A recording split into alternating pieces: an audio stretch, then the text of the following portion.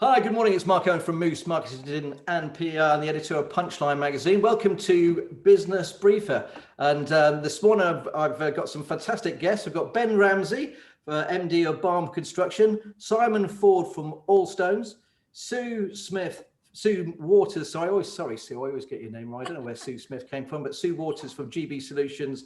And Ryan should be somewhere, but he's not here at the moment. But we'll crack on without him. Thanks ever so much for joining us this morning.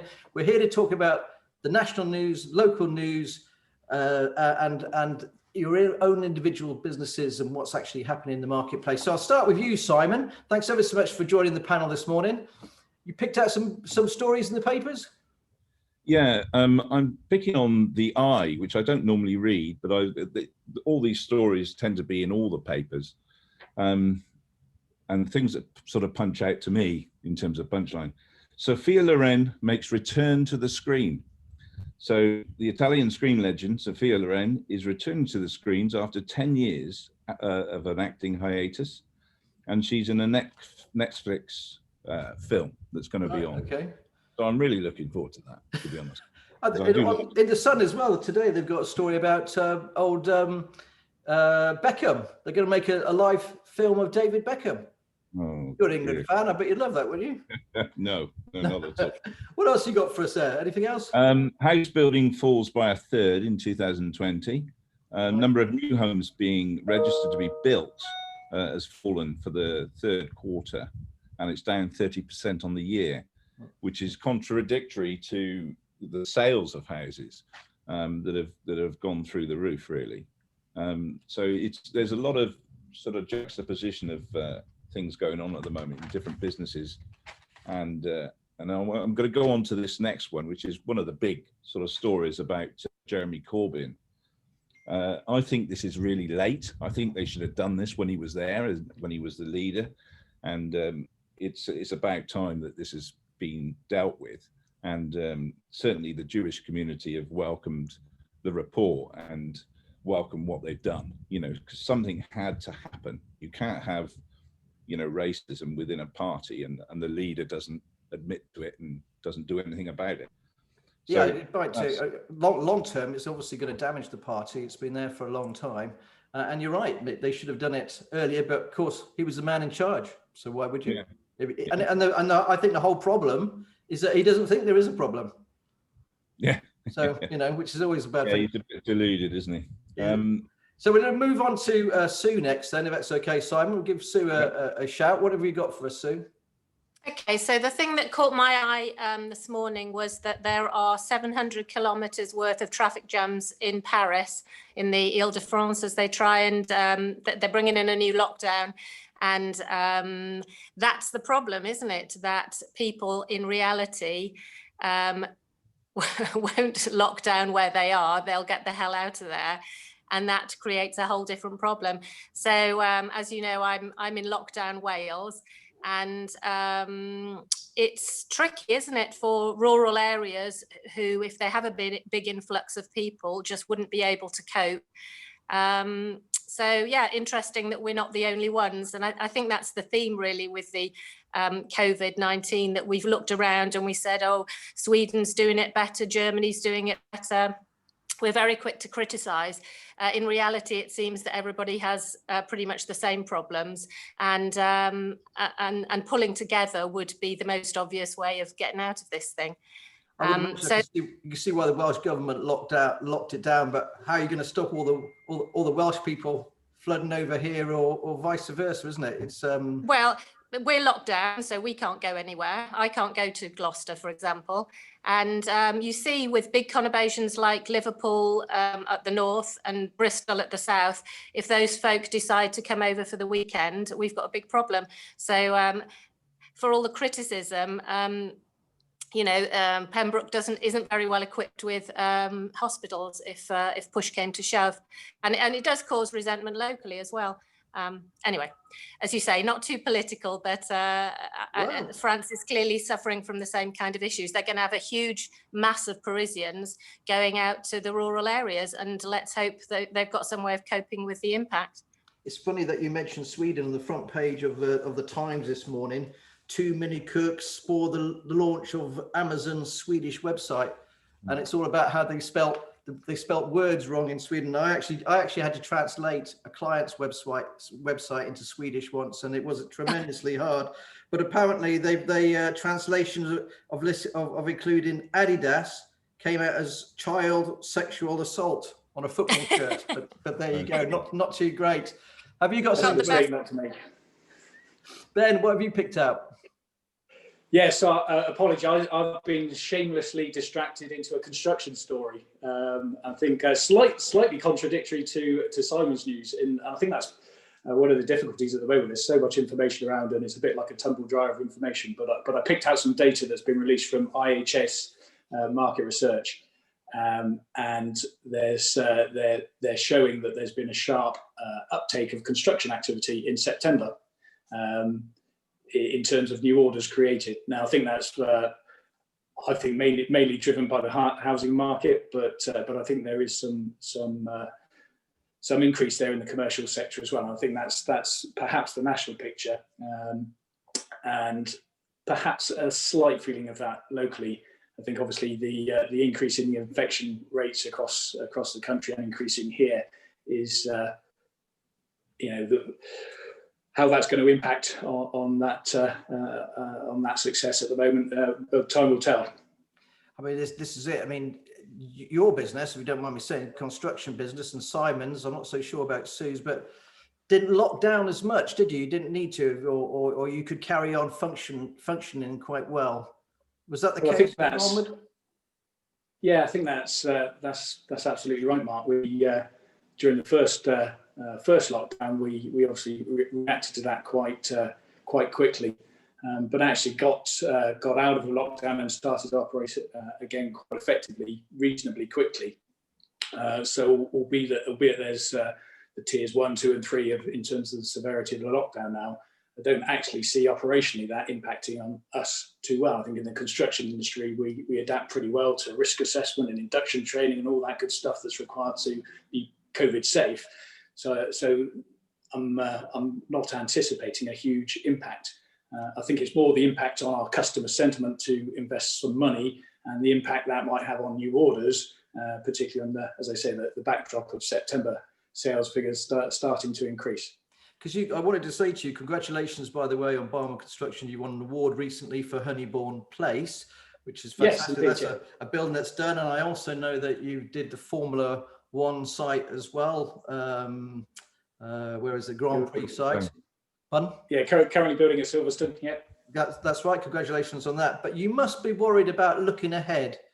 The projects that are coming forward in the construction industry as people lose confidence and we go to a second lockdown. Is that the case in construction? Is this your main worry? Yeah, I think it is about a lack of certainty, and there's certainly a lot of inquiries around at the moment, and we're pricing a lot of work. And I think reflecting perhaps the national picture in that very recently we have secured a few new orders, but longer term, as I say, I think time will tell in terms of the impact of this kind of likely lockdown and more increasing restrictions and the sentiment in terms of investing money. But I think I'm hoping that ultimately investors and end customers see beyond that. I think probably the construction industry, there are sectors within that are trading at different levels and at different rates. So at the moment, logistics and distribution is actually nearly booming, if you like. So like most of our peers at the moment, we're perhaps just looking and focusing on the routes to market that are likely to bear the most workload in the future, and try and focus on those to provide some certainty into the future. I think that's the thing, isn't it? In something like this, you've got to change and adapt, and lots of businesses have tried to find their new marketplaces. Like you said, who is doing well? We covered this last time. It was logistics, it was pharmaceutical, maybe recruitment as well. These areas might be doing well. Simon, during lockdown, I know you guys were motoring, weren't you? I know you might have furloughed some staff. What was it like for you running ships and Allstones? It was relentless, was the only word that I can describe, because we initially went into lockdown and then got put about 2/3 of our staff on furlough, and then on the Monday had 1,000 calls every day. You know, so I want. So the demand was just insatiable. I wanted to show you this quick one, because this just tickled me. Yeah. There's a cartoon of I don't know if you can see it. Can you see it? Yeah, just bring it back a little bit. Yep. Help. Yeah. So it's one of Boris Johnson's Father Christmas saying, "Hello, Pfizer. When can I expect these vaccines?" And that's sort of like a picture for next year, isn't it? Really, for Q1, which is when we see there being maybe some hiccups, because you'll see all the people that were put on furlough who are no longer in jobs. You know, and what COVID has done for our business, and it should have happened every year, really. It might sound stupid, but it's made us take a long, hard look at our business and a long, hard look at the people that we employ.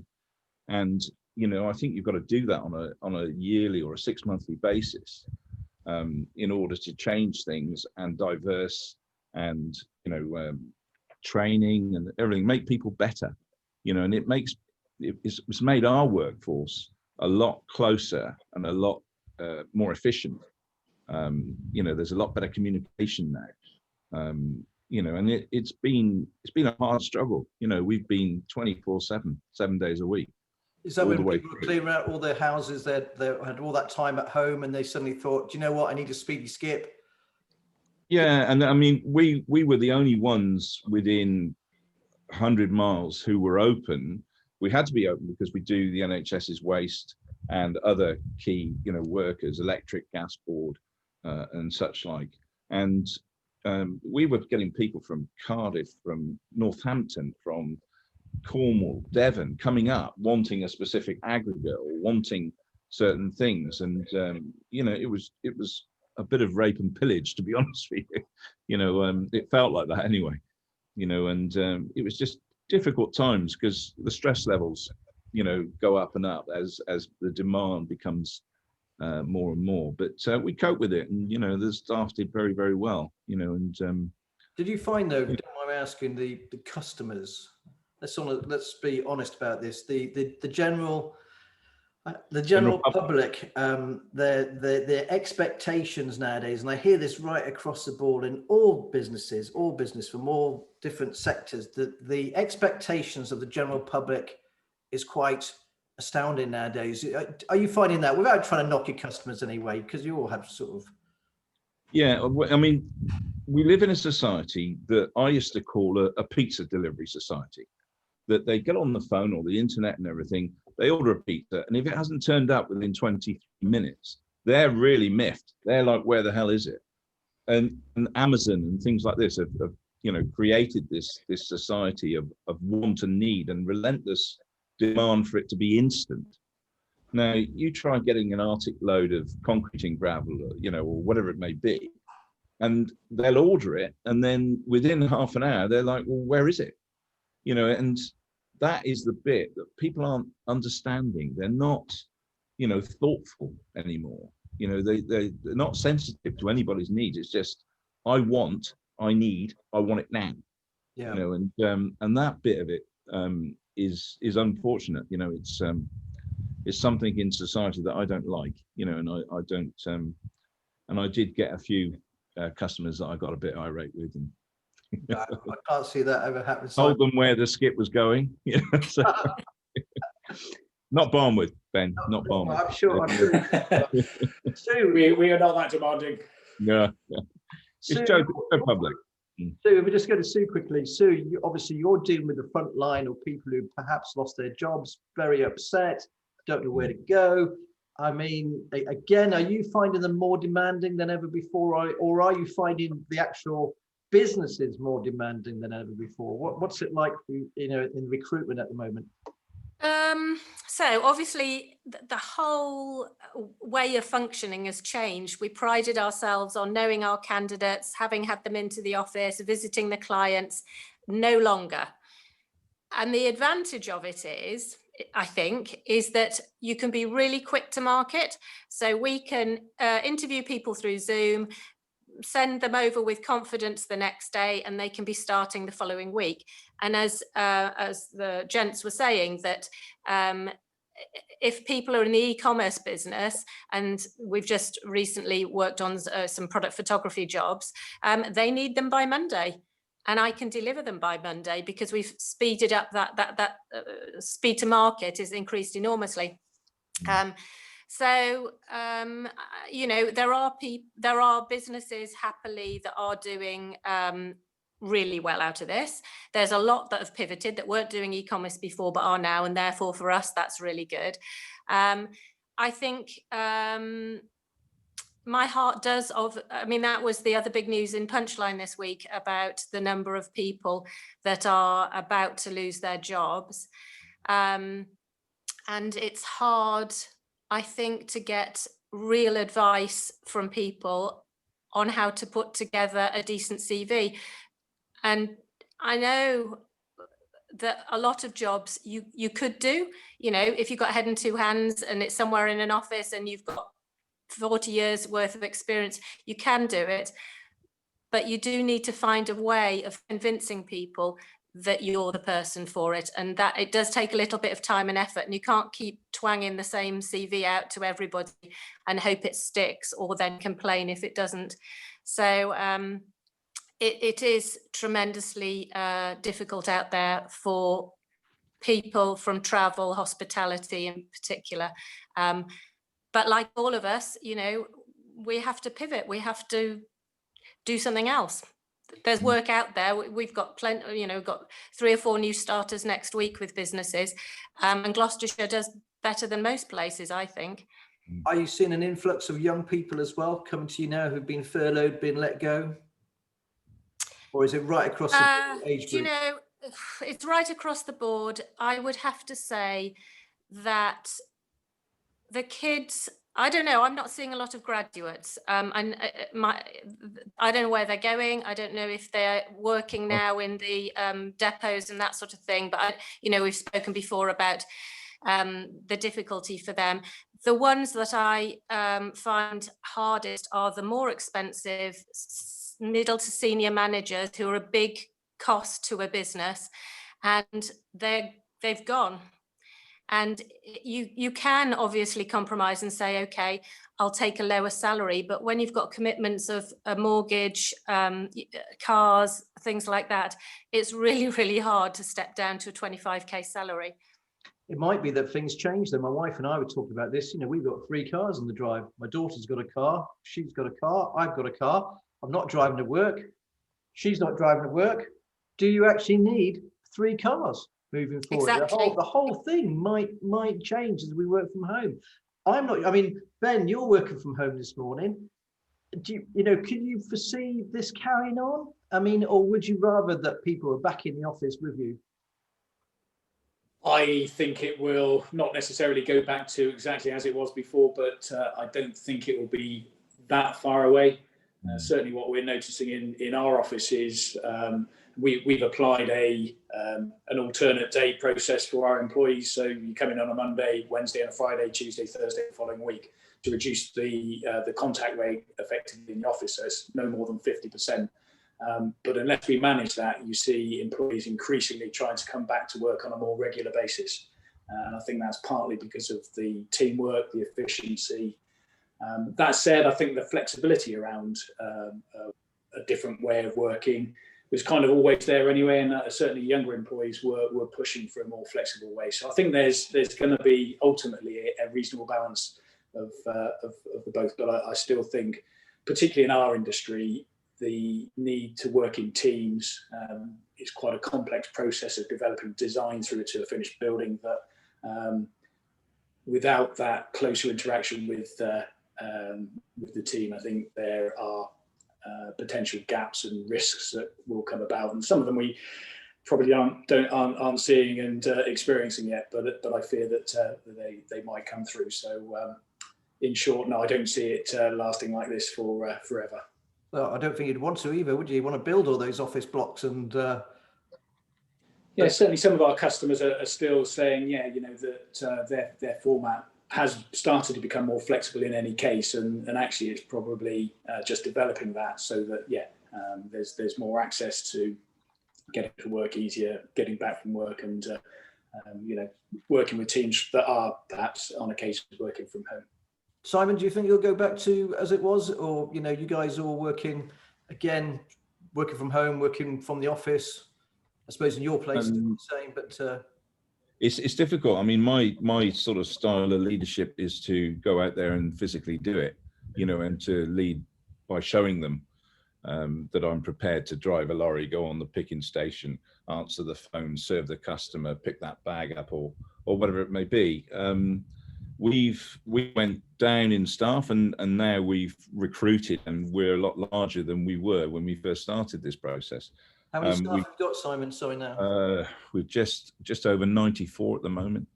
But we've got a canteen, a staff canteen. Of course, we had to close that, and then you've got the inherent problems of, well, where do you put all these people, and how do you social distance them all during breaks, and how do they have a cup of coffee, and where do they get the cups from, and and it goes on. So my right hand man sort of sorted all the COVID sort of systems out. We had a few people that were working from home that could do. The problem is that a lot of our jobs are very hands-on, and you've got to be here to do it. It's very difficult. The ones that we did put at home were what we call brokers. So they broke out skips on a national basis, or sand and gravel. So they can do that on a computer from home. So the jobs that could be done from home were done from home, and are still being done from home. But it's a difficult industry, to actually say, well, all of you lot, 50% can go, and then come back, because you just can't keep up with the demand, I'm afraid, and you physically got to do it. It's well, especially in your place. I mean, you've got, I don't know if everybody else knows, but you've got that recycling centre there at Allstones, and I think it's 98% you recycle now. Is that right? We do, yeah. We bought a £5.2 million plant from Germany.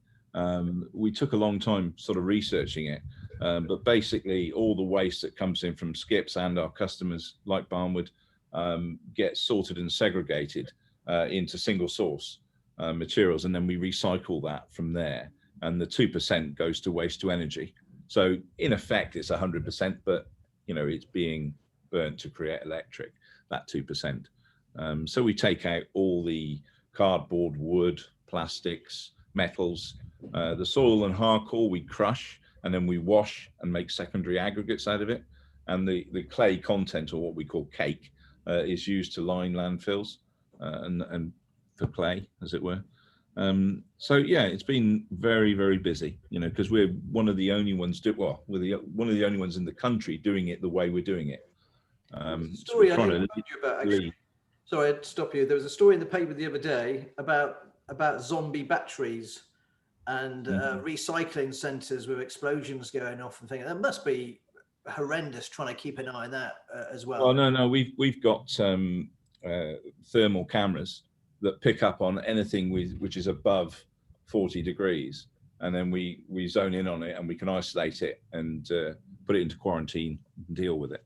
It's the laptop batteries that are the worst. Right. You can't put them out. They're literally quite deadly, really, to be honest with you. But no, it's been a real experience, and I'm glad I've gone through it. It might sound wrong, but it's like I said to you before. You really do see who's in the trenches with you, who's supporting with you, who's part of that business, and who isn't, who runs away as fast as their little legs will carry them. Who falls on their own sword. You see all of that. The picture it's very much like a selection process, for the army, because you see everything. It's so visible, and it's been really good. We've gone through a recruitment of graduates, actually. Sue, I was going to call you Sue Smith then, but I won't. All right. Don't do that. Very nice. So we've taken on 6 graduates at the moment. And they're all coming through, and what we're trying to do is create an under management team structure, if you like. So as they go through, they grow with the business and become. And some of those will be really successful. We've got an Australian lady who's 22, 23, and she's bright as a button. She'll go a long way. she's I mean, very good. this is it with the young people. Ben, you recruit lots of apprenticeships. Are you, Mm. are you still doing that this year? I mean, Barnwood's famous for actually its apprentices and its shop fitting. With COVID, is that investment still there, or are you thinking, hold on, we'll have to wait? Yeah, I think like most companies at the moment with the kind of trading conditions, we're looking at next year in terms of the investment in training and graduates. But no, of course, it's something that we want to maintain. It's really there to drive us through the future, and ultimately we will recover from this. It is only a matter of time, and just because the answer isn't immediately in front of us doesn't mean the answer is not there. So no, we've very much got an eye on the future and still want to invest in not just young people. Actually, I think perhaps some of the local stories that I focused in on were around training, and I think Renishaw have recently done a webcast about attracting engineers into or graduates into engineering, and also the Gloucestershire Flying School setting up an apprenticeship. So I still think that really does need to be in the forefront of our minds. And I think if you look to 2-3 years before, maybe even 5 years before COVID hit us, the common complaint in the construction industry was a lack of skills and a lack of training. And actually a lack of diversity, well, not even diversity, just a lack of balance, particularly the male-female sort of gender equality. So in all of this, I do actually see there's probably a good opportunity, particularly as the government are not necessarily put construction as the engine room of our recovery out of all this, but certainly a cornerstone of our recovery. Actually, we've got some quite good press in terms of being a good industry to work in. So particularly as well, there's the kind of national backdrop to rising unemployment, and retraining. Well, perhaps we should promote construction a little bit more at this time and start training people in a much more diverse way to come and join construction. So, in short, no, it's still very much in the forefront of our minds. Well, that's great that's really, really great to hear. I'm going to sort of wrap this up slightly because we're running out of time.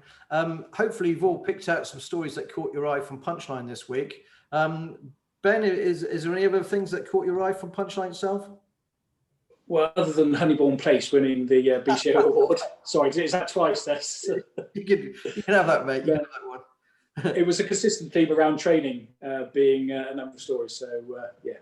There was actually. It was really good this week. There were a number of different, like you said, Rennie Short. There was Clarkson Evans building a new place, which is great. There was some really good, positive news stories. Thanks, Ben. Sue, have you picked out anything from Punch that caught your eye? Well, that was what I was going to pick up on as well, to see Clarkson Evans doing so well. And I think there's so much of it that other people, the businesses that are busy are hugely busy and aren't spending their time getting their head above the parapet to shout out the good news. But certainly businesses that we're dealing with and we're recruiting for are buying new warehousing space.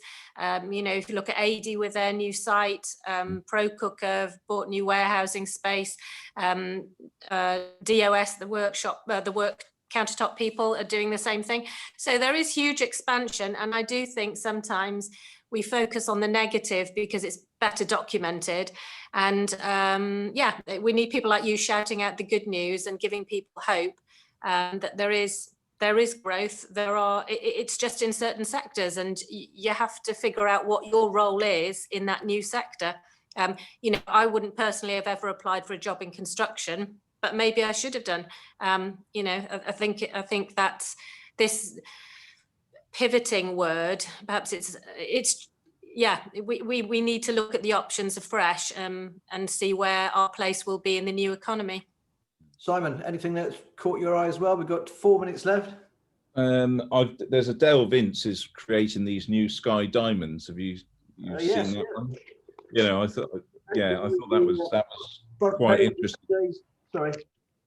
I wouldn't mind finding out how he's doing that. But anyway, the other one was a bit of an aside, really. It's a bit of what I consider to be corporate governance. We, for 30, 40 years, have always given clients corporate gifts at Christmas. be it hampers or wine or chocolates and stuff like that. And it was a difficult call this year as to what to do, because you don't want to be taking something which might have COVID on it, or whatever. It's not. So what we've done anyway, we've created a calendar for Christmas, an advent calendar. And when they open the box, we donate £500 or £1,000 to 24 different charities on our customers' behalf. And we did a bit of research with this, and I spoke to John at Barnwood and a few other people. And we've tried to concentrate on 20 local charities that are struggling, that do need, and they all do need the money. They are desperate. And we've got 4 sort of national ones that are related to, Alzheimer's. My mother had Alzheimer's and stuff like that. So things like that. And we've got a few military charities and bits and bobs. So it was trying to create a positive out of such a negative time, and do it on behalf of our customers. So, they get a bit of a reward back from all of that as well. We've done well, so we've got a duty of care to give something back. That's how I see it. How do you get one of these calendars, Simon? Wrap it up quickly. I will send them in the post to you. Don't worry about that. It's up to me. You just want the chocolates, don't you? All of them. I'm sure we'll write the story in Punchline and follow it up. That's it for today, guys. Thanks ever so much for joining our panel. Ben, Simon, Sue, and myself, Mark Owen, signing off for Punchline. Thanks ever so much, and I'll stop recording now. Cheerio, everybody. Have a great day. Thank you. Thank you. Lovely.